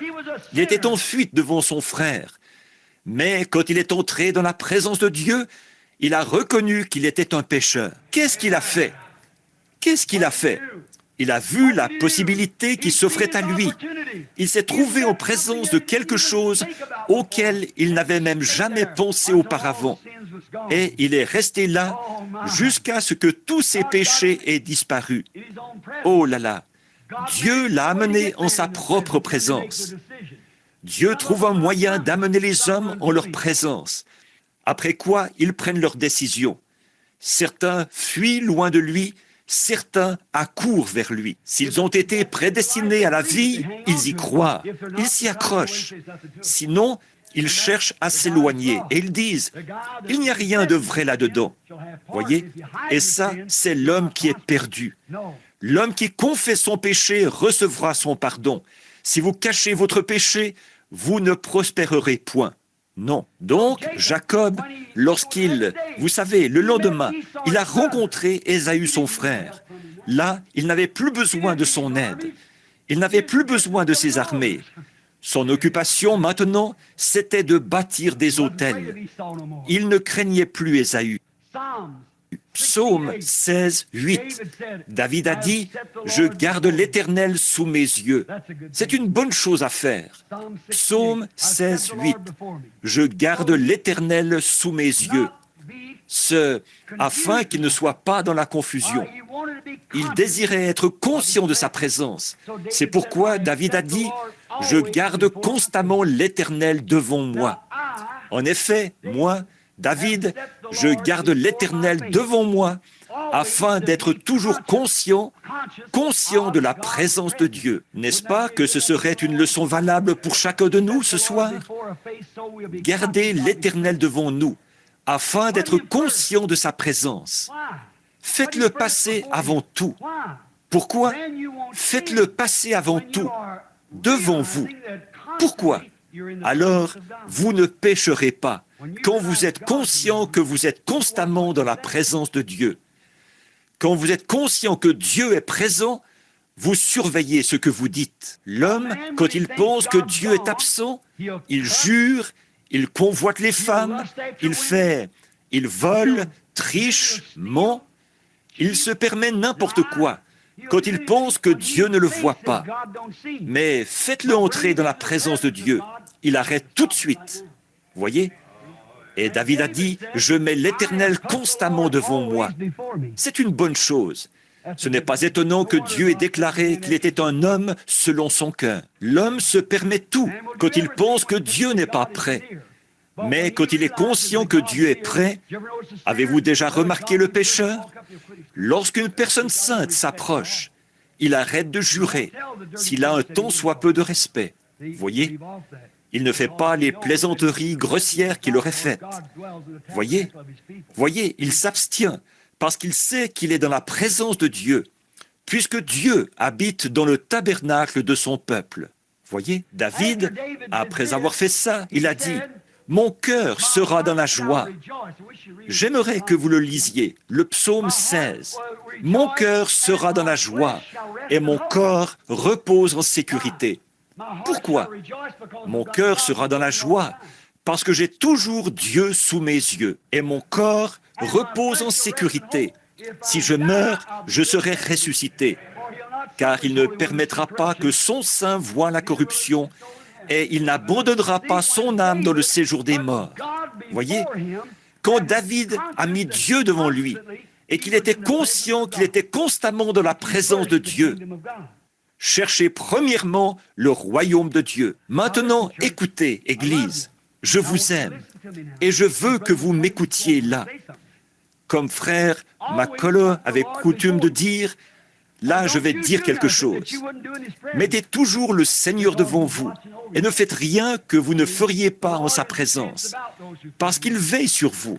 Voyez, le Seigneur campe autour de ceux qui le craignent. Il reste là, tout près de vous. Et il sait tout ce que vous faites. Et vous devez reconnaître cela. Quand vous êtes sur le point de dire un mensonge, ne le dites pas. Souvenez-vous, Dieu vous écoute. Si vous êtes sur le point de faire une petite tricherie, ne la faites pas. Dieu vous regarde. Si vous êtes sur le point de prendre son nom en vain, ne le faites pas. Dieu vous écoute. Si vous êtes sur le point de fumer une cigarette, il vous observe. Voyez, il y a un chant que nous avions l'habitude de chanter. Tout le long du chemin vers la véritable demeure de l'âme, il y a un œil qui te surveille. À chacun de tes pas, ce grand œil est éveillé. Il y a un œil qui te surveille. Souvenez-vous, faites comme David. Mettez le Seigneur constamment devant vous. Alors votre cœur sera dans la joie et votre chair reposera avec espérance, car il l'a promis. Oui, monsieur, il savait qu'il ressusciterait, parce que Dieu l'avait promis. Très bien. Quand on entre dans sa présence, on est changé. On n'est plus jamais le même. Regardez, tout au long des âges, les hommes de tous les milieux. Regardez Abraham. Vous dites, eh bien, une vie changée, ça, ce n'est que pour les ministres. Oh non, une vie changée, c'est pour tout le monde. Voyez, Abraham, là, était fermier. Mais quand il a entendu la voix de Dieu lui parler et qu'il a eu cette vision, à partir de ce moment-là, il était un homme changé. Il s'est séparé de sa parenté, de tous ses camarades, et il a marché comme un pèlerin et un étranger dans un pays étranger, jusqu'à la fin de sa vie, habitant sous des tentes, parce qu'il confessait ouvertement qu'il cherchait la cité dont Dieu était l'architecte et le constructeur. Il savait qu'il y avait un Dieu et qu'il y avait une cité quelque part, dont Dieu était l'architecte et le constructeur. C'est ce que nous dit Hébreux 11, qu'il cherchait la cité dont Dieu était l'architecte et le constructeur. C'était un homme changé, lui qui n'était pourtant qu'un simple fermier. Mais il a eu une vision et il est entré dans la présence de Dieu. Et à partir de ce moment-là, il était un homme changé. Moïse, lui, était berger. Mais quand il est entré dans la présence de Dieu, il a été un homme changé. Il avait été un lâche. Il avait fui Pharaon. Pourtant, il avait toute une armée derrière lui. Mais voilà qu'avec un bâton à la main, il est retourné là-bas et a pris le contrôle de tout le pays. Voyez? Pourquoi? Il était entré dans la présence de Dieu. Il était un homme changé, un berger. Pierre, un pêcheur, qui ne savait rien de la pêche ou qui ne savait rien de Dieu. Attraper des poissons, c'était probablement tout ce qu'il savait faire. Mais quand il est entré dans la présence de Dieu et qu'il a vu le grand Créateur qui a pu créer des poissons, quand il lui avait dit de jeter les filets pour pêcher, il n'y avait pas de poissons à cet endroit. Il venait de retirer ses filets. Mais il lui a dit, « Sur ta parole, Seigneur, je crois que tu es le Fils de Dieu. Et si je jette le filet, tu m'as dit de le faire. Sur ta parole, parce que toi et ta parole, c'est la même chose. Je jette le filet. » Et quand il s'est mis à tirer, il a dit, « Retire-toi, Seigneur, je suis un homme pécheur. » Voyez, un pécheur, Pierre, après avoir rencontré Christ, il n'a plus jamais été le même. Après, il était tellement fidèle à Dieu que les clés du royaume lui ont été données. Oui, monsieur. Paul, un pharisien prétentieux, instruit et formé dans toute la religion du monde d'alors, un des érudits les plus reconnus du pays. Mais quand il s'est trouvé en présence de cette colonne de feu, un jour, du Dieu qu'il avait persécuté par ignorance, c'était un pharisien. Il ne croyait pas que Dieu était un homme. Il savait que Dieu était la colonne de feu. Elle avait conduit son peuple hors d'Égypte. Elle avait été avec eux depuis le début. Mais quand il a vu cette colonne de feu, il est tombé sur sa face. Et il a entendu une voix qui a dit, « Saul, pourquoi me persécutes-tu » Il a dit, « Qui es-tu, Seigneur » Il a dit, « Je suis Jésus. » Il était un homme, celui qui a dit, « Comment avez-vous été baptisé » Il avait été dans la présence de Dieu. À partir de ce moment-là, il était un homme changé. Il avait été dans la présence de Dieu. Ça change un homme. Charles G. Finet, un avocat, un grand avocat de Philadelphie. Mais quand il est entré dans la présence de Dieu, il a abandonné ses études de droit et il est devenu l'un des prédicateurs les plus puissants que ce pays ait jamais eu. Un prédicateur, parce qu'un jour, il est entré dans la présence de Dieu. Il s'est dit, à un certain moment, qu'il allait étudier en vue du ministère. Vous connaissez son livre. J'ai son autobiographie. Il est allé prier. Il croyait être prédicateur. Il avait ce désir. Il voulait prêcher. Et il avait préparé quelques sermons qu'il essayait de prêcher. Un jour, il a quitté son cabinet pour aller prier. Il est allé dans les bois. Il s'est agenouillé derrière un vieil arbre abattu par le vent. C'est là qu'il allait chaque après-midi. Très religieux. Mais il ne croyait pas à cela. 2 femmes de l'Église lui disaient toujours, « Monsieur Finet, nous prions pour que vous receviez le Saint-Esprit. » Il disait, « Je l'ai, le Saint-Esprit. » Il disait, « Je suis prédicateur. » Elle disait, « Monsieur Finney, vous êtes un grand homme et vous avez une très bonne maîtrise de la parole, mais vous avez besoin du Saint-Esprit. Nous prions pour vous. » De gentilles petites femmes. Donc, il a continué comme ça. Donc, chaque jour, il allait derrière le cabinet où il travaillait avec son patron et tous ses collègues. Il quittait son cabinet d'avocat et il allait prier quelque part. Un jour qu'il était là-bas en train de prier, il a entendu un craquement de branches. Il a pensé que c'était son patron qui venait, qui le cherchait. Il s'est relevé d'un bond. Il était en train de dire « Seigneur Dieu, je crois en toi ». Et il y a eu un craquement de branches. Il s'est relevé, il a regardé autour de lui pour voir ce qui avait produit ce craquement de branches. Et c'est à ce moment-là qu'il est entré dans la présence de Dieu. Il a compris que ce craquement de branches, c'était dans un but. Il s'est tenu là, les larmes coulant sur ses joues. Il a dit, « Ces femmes ont peut-être raison. J'ai honte d'être vu en train de parler à mon Dieu, mais je considère comme un honneur d'être vu en train de parler à mon patron. Mon Seigneur ne vaut-il pas bien plus que mon patron ?» Il a dit, « Seigneur, pardonne-moi et remplis-moi du Saint-Esprit. » Il s'est mis à crier à tue-tête et à pousser des cris de joie. Il était dans la présence de Dieu. Il est vite rentré en ville, à son cabinet. Il s'est mis à crier si fort qu'il s'est retiré derrière la porte. Il a dit, « Seigneur, je vais jeter un opprobre sur toi.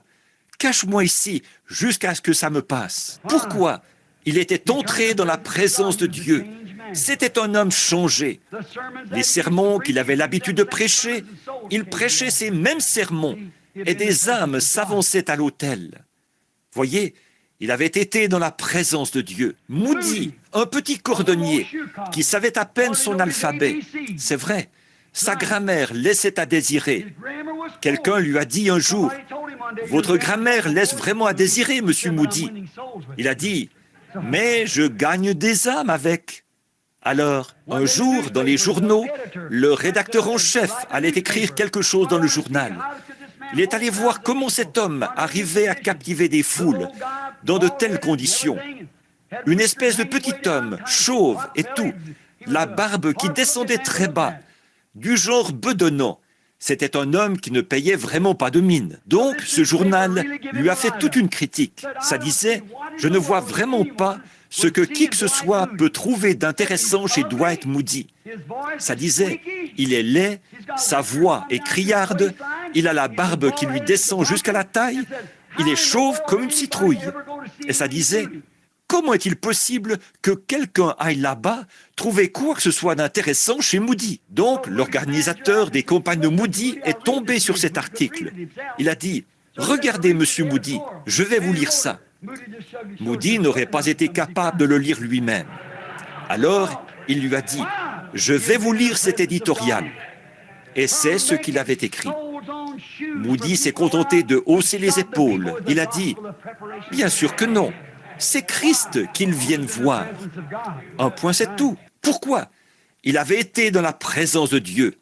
Lui qui autrefois avait fabriqué des semelles de chaussures qui allaient être usées par les gens, il chaussait maintenant les gens de l'évangile de la préparation. Pourquoi ? Il était dans la présence de Dieu. C'est vrai. Une petite femme, un jour, est entrée dans la présence de Dieu. Elle était aussi coupable qu'on peut l'être. En un instant, lorsqu'elle s'est rendue compte qu'elle était dans la présence de Dieu, tous ses péchés ont été pardonnés. Elle était aussi pure et aussi blanche qu'un lys. Oh là là, je pourrais nommer encore bien d'autres personnes là, mais le temps ne le permettrait pas. Mais je voudrais parler un peu de moi-même. Aurait-on pu trouver plus méprisable que moi ? J'étais où ? Issu d'une famille d'ivrognes, issu d'une famille de meurtriers, issu d'une famille de contrebandiers d'alcool.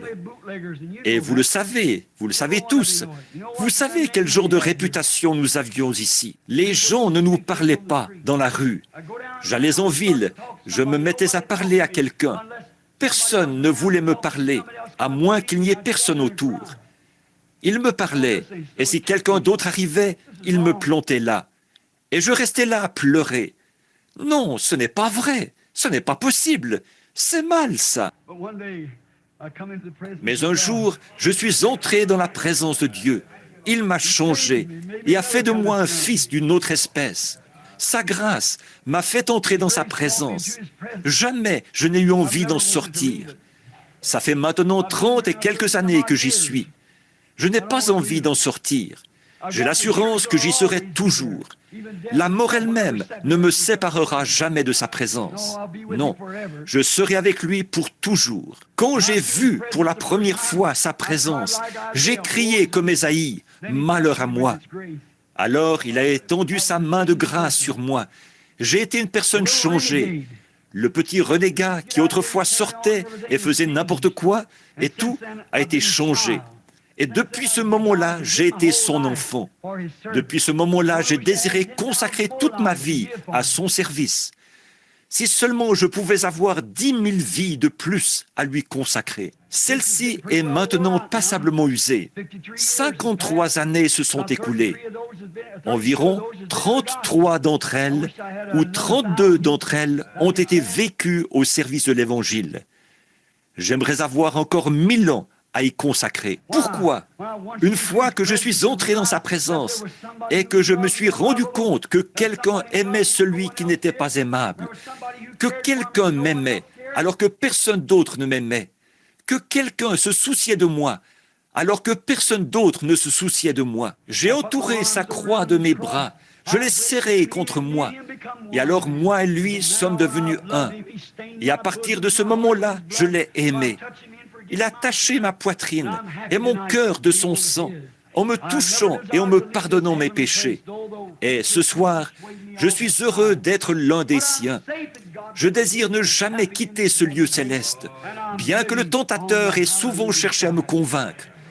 Mais je suis en sûreté dans l'attente de Dieu. Son amour et sa grâce me rendent heureux. Et je vis dans le cœur des Alléluia. Oh, ça réjouit mon cœur. Je le recommande à toutes les personnes abattues. Je vous le recommande, à vous qui n'avez pas d'espérance, vous qui n'avez jamais été dans sa présence. Tout ce que vous devez faire, c'est confesser vos péchés et vous rendre compte que vous avez tort. Et ce soir, Dieu a établi cet ange appelé le Saint-Esprit. C'est lui qui ôtera tous vos péchés. Alors, vous vous écrierez, « Seigneur, me voici, envoie-moi. » Alors, vous lèverez les mains et vous chanterez, « Je le louerai, je le louerai, je louerai l'agneau meurtri. » Que tout peuple le glorifie, car son sang lave tous les péchés. Je l'aime, pas vous, vivre dans sa présence. Lorsque je suis monté en chair ce matin, je me sentais vraiment indisposé, vraiment souffrant, à cause, la semaine dernière, j'étais dans le Kentucky avec quelques amis intimes qui sont assis ici. Si je restais là-bas très longtemps, ils me tueraient, c'est sûr. On me gâte à mort. Quelques-unes des meilleures cuisinières que j'ai jamais rencontrées dans ma vie. Et quand je suis plein, complètement gavé, frère Branham, vous prendrez bien un peu de ceci. Et c'est tellement bon que j'essaye de faire descendre ça de force. J'avais l'estomac tellement chargé que je n'arrivais même plus à bouger. Je n'arrivais pas à dormir. Je me levais et je marchais un peu. Et ce matin, quand je suis arrivé, je ne me sentais pas très bien. Mais dès que je suis entré dans sa présence, c'était réglé. C'était réglé. Tout a disparu à ce moment-là. C'est vrai. Oh, vivre dans sa présence. I will praise him. I will praise him.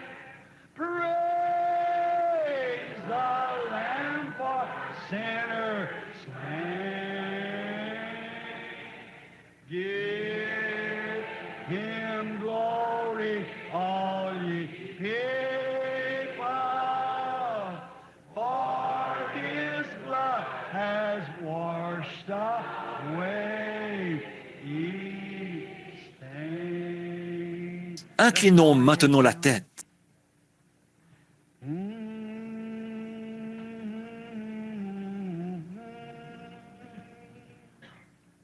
For he's done so much for me.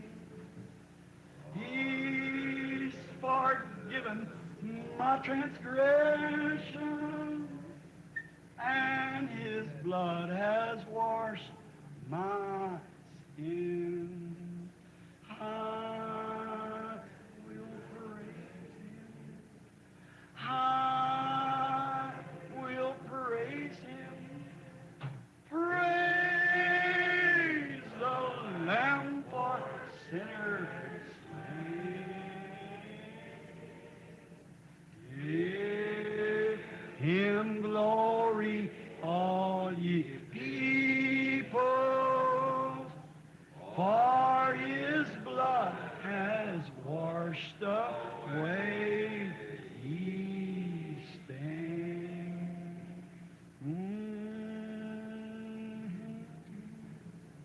Maintenant, si vous êtes ici ce soir, et je sais que sa présence est ici, j'étais dans la pièce tout à l'heure avec une petite fille de l'Église de Dieu. Le Saint-Esprit est venu sur moi pendant que je priais pour cette petite. Ses parents étaient descendus du camping de l'Église de Dieu d'Anderson. Et le surveillant là-bas, il savait que cet enfant, les docteurs avaient déclaré qu'elle pourrait, c'était inévitable, elle allait bientôt mourir de la leucémie. La petite, gentille petite, était maintenant en phase terminale. Elle est venue là derrière et elle a tendu vers moi sa petite main, tout enflée à cause des aiguilles et de tout ce qu'on y avait injecté, et toute bleue. J'ai posé mon regard sur elle, j'ai eu une vision. Les parents venaient de lire un livre là-bas. Ils ne savaient rien de ces choses. Le surveillant général là-bas au camp leur a parlé, disant qu'il fallait amener l'enfant ici. Il voulait revenir au moment où nous ferions un service de guérison. Et j'ai dit, amenez l'enfant maintenant. Je me sentais conduit. Pendant que j'étais là dans la pièce, le Saint-Esprit est retourné en arrière et a retracé les antécédents de l'enfant. Il a raconté comment tout ça était arrivé, ce qu'ils avaient fait. Il a signalé que l'ambition de la petite était d'être pianiste. Et sa mère s'est presque mise à hurler. Et son père a dit, c'est la vérité de Dieu. Ils sont assis là, dans leur voiture, en train d'écouter ceci. Ils n'ont pas pu entrer. Ils sont assis là, en train d'écouter ceci en ce moment. Là, un grand voile est apparu, une ombre suspendue au-dessus de l'enfant. Et j'ai dit, Satan, tu es vaincu. Ô Dieu, tu ne fais pas exception de personne. Par la puissance de ta résurrection, et en tant que ton serviteur, je chasse ce démon hors de cet enfant. Une grande lumière éclatante a brillé au-dessus d'elle. C'était terminé. Amen. Eh bien, il est digne de toute louange, ça c'est sûr. Il connaît toutes choses. Il connaît votre cœur. Et vous savez ce que vous pensez. Lui aussi, il le sait. S'il y a un petit péché qui s'accroche à vous ce soir et que vous ne voudriez pas entrer dans la présence de Dieu avec cette chose-là accrochée à vous, voulez-vous, une fois encore, lever la main pour dire « Frère Branham, priez pour moi. Je désire être dans sa présence en ce jour-là, exempt de toute culpabilité. » Que Dieu vous bénisse. Il y a beaucoup de mains. Dieu les voit. Dans sa présence. Maintenant, je vais vous dire ce qu'il faut faire. Maintenant, écoutez bien attentivement. Faites ce que David a fait. Mettez le Seigneur devant vous, maintenant même. Mettez le Seigneur entre vous et ce péché. Quel que soit ce petit péché qui vous colle à la peau, c'est peut-être le mensonge, c'est peut-être le vol, c'est peut-être les mauvaises pensées, c'est peut-être un tempérament colérique, c'est peut-être la boisson, c'est peut-être le tabac, c'est peut-être les jeux d'argent. Je ne sais pas ce que c'est peut-être la convoitise. Ça pourrait être n'importe quoi. Je ne sais pas ce que c'est. Quoi que ce soit, mettez le Seigneur devant vous. Alors votre cœur sera dans la joie et votre chair reposera avec espérance. Car vous savez que Christ a promis qu'il ressusciterait de nouveau dans les derniers jours. Lorsqu'il apparaîtra, nous serons alors semblables à lui. Pourquoi ne pas faire ça maintenant, pendant que nous prions? Notre Père Céleste, un petit message décousu, apporté par un serviteur là, fatigué. Mais je réfléchissais à ce sujet, demeurer dans la présence de Dieu. Et nous voyons ce soir quel effet cela produit sur des hommes saints d'entrer dans ta présence. Quel effet cela a eu sur eux. Des sages, de grands prophètes puissants qui avaient été établis par Dieu et envoyés pour prêcher la parole. Mais quand ils l'ont rencontré face à face, ils sont tombés par terre comme un homme mort. Nous, qu'est-ce que nous allons faire en ce jour-là, Seigneur? Nous avons bien réfléchi là-dessus. Nous y avons réfléchi. Une quarantaine ou une cinquantaine de mains y ont réfléchi, Seigneur. Puisque ces gens viennent de lever la main, ou les cœurs qu'il y a derrière ces mains y ont réfléchi, à leur rencontre avec lui, depuis que nous parlons. Eux, qu'est-ce qu'ils feraient s'ils devaient le rencontrer? Mes mains à moi, Seigneur, sont levées. Qu'est-ce que je vais faire? En effet, Père, je commets beaucoup de fautes. Je viens de confesser mon péché ce matin devant l'Église, comme je te l'ai confessé au sommet de la montagne l'autre matin, quand il faisait grand vent et qu'il neigeait. Et là-haut, au sommet de la montagne, oh, combien j'ai crié à toi!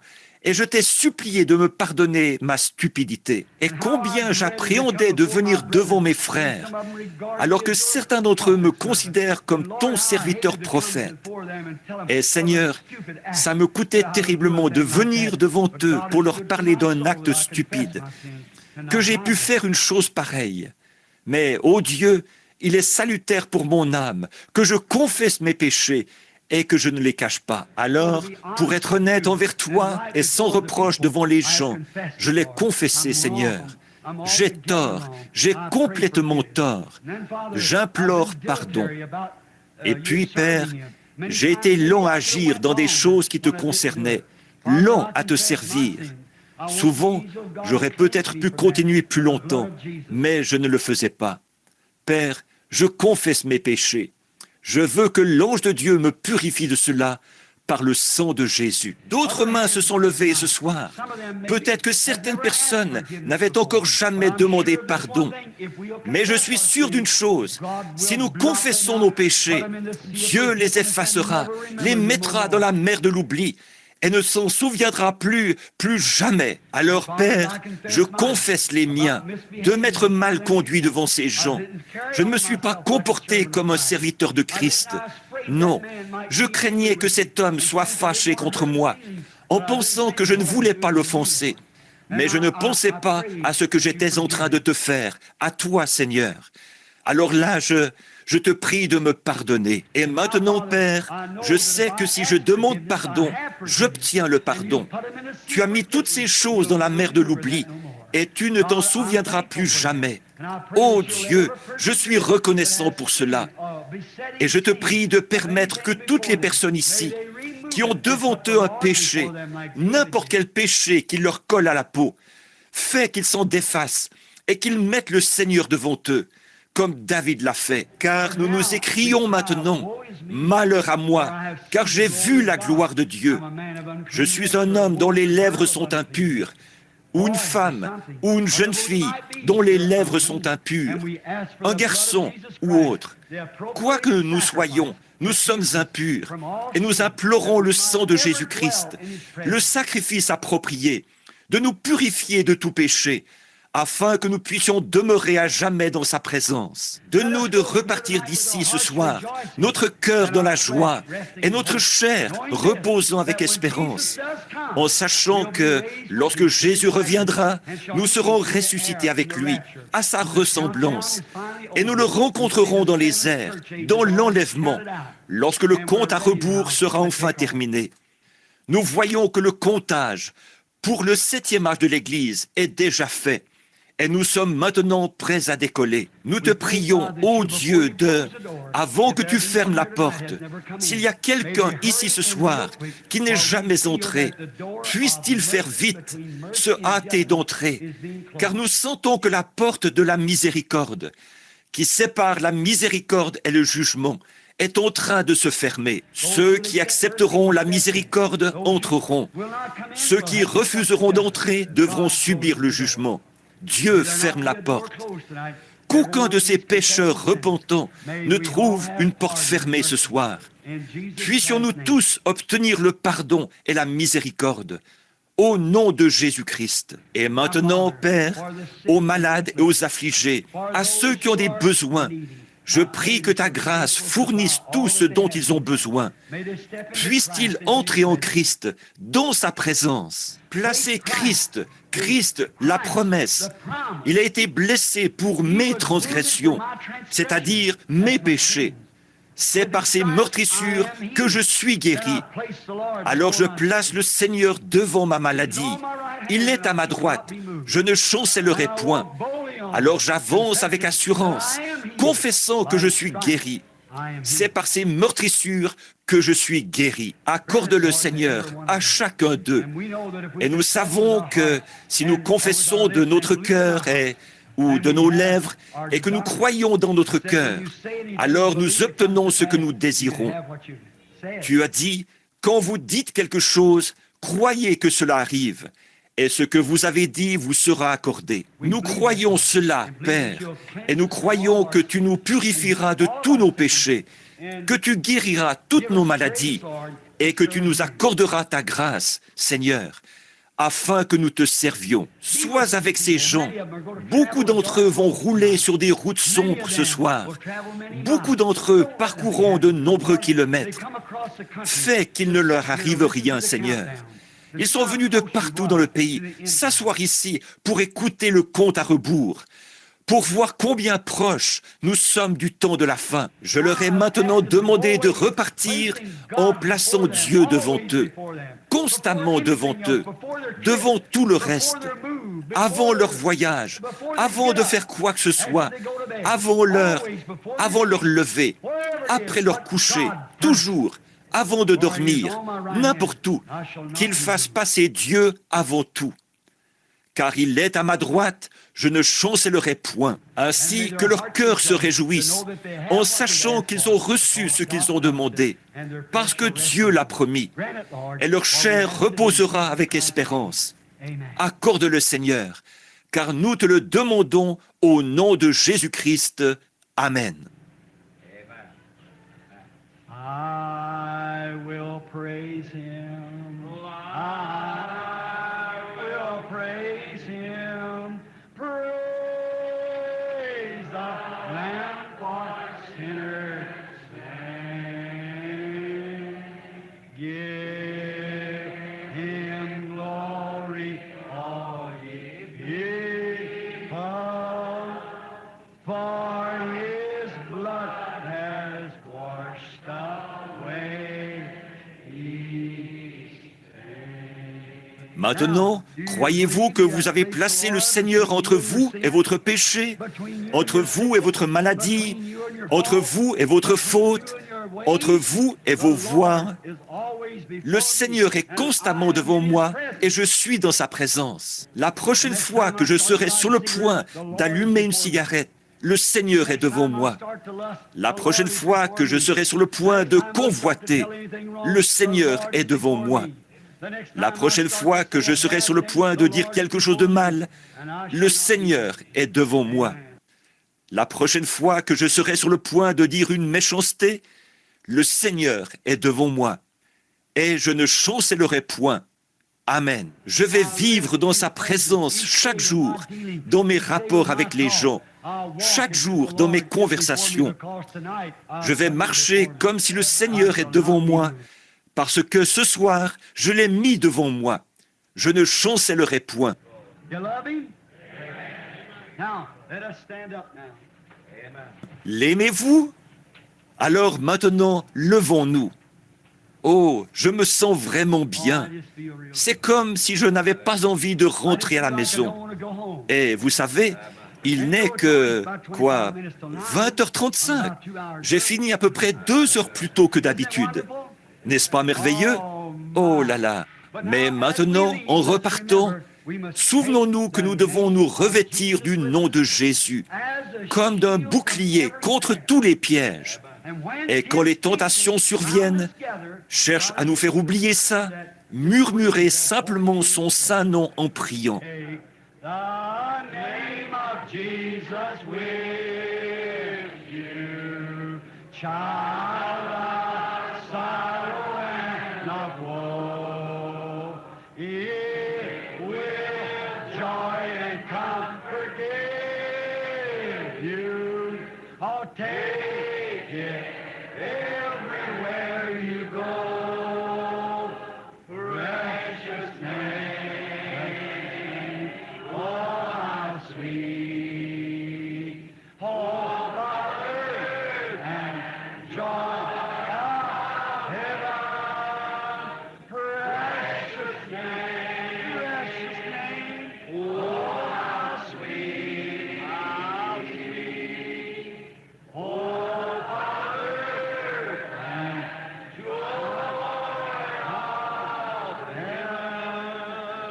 Combien apprécie notre pasteur, frère Neville? N'êtes-vous pas reconnaissant au Seigneur pour cet homme bon et honnête, un homme de tous les jours qui croit l'Évangile? Et il fait un travail vraiment formidable en obéissant au commandement de Dieu, en prêchant la parole et en veillant à ce que cette grande atmosphère spirituelle règne dans l'Église en tout temps. Souvenez-vous, je suis descendu par la côte Est, j'ai traversé le Sud, je suis remonté par la côte Ouest, j'ai traversé le Canada et je n'ai pas rencontré une seule église qui soit aussi spirituelle que cette église ici. Elles se sont dégradées.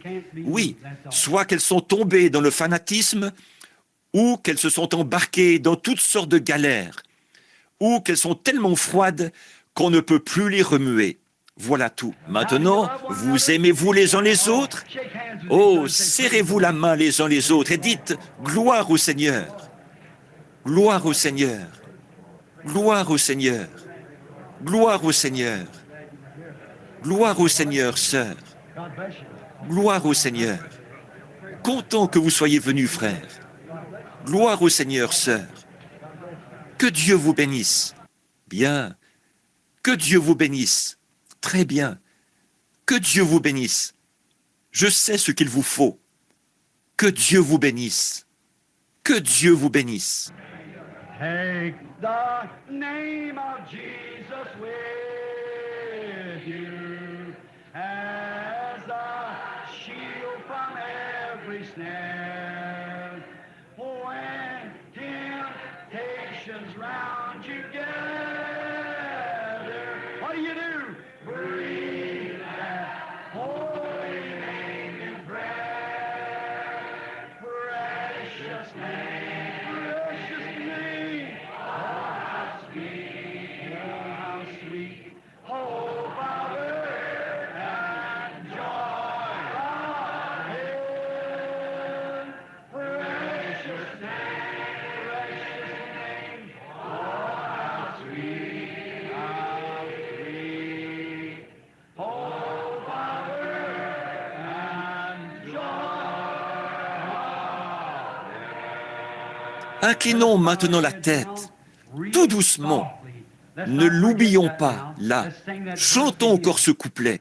Take the name of Jesus with what for? For a shield from every snare. When Satan tries to snare you. When temptations round you gather, what do? Just breathe that holy name.